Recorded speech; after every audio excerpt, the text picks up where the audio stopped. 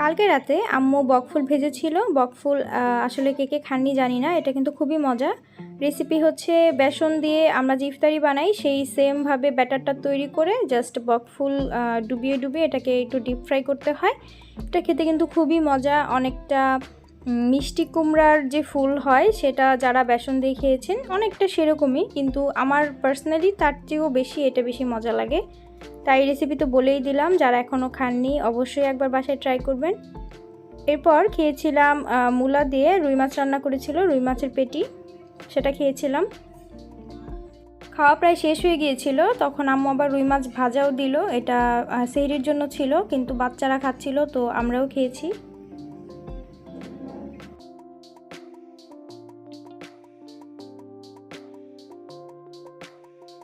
এরপর সেহরির জন্য আমি শিং মাছ রান্না করেছিলাম। দেখেন এখানে কিন্তু এতটাও খারাপ লাগছে না, জানি না লাইভে ক্যামেরার কারণে হয়তো বা অনেক বেশি ডাল লাগছিল তরকারি রঙটা।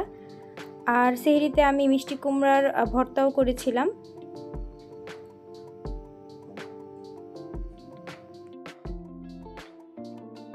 এই তো মিষ্টি কুমড়া ভর্তা আর এই যে কলা দিয়ে শিং মাছ রান্না করেছিলাম, এটা দিয়ে সেহরি করেছি।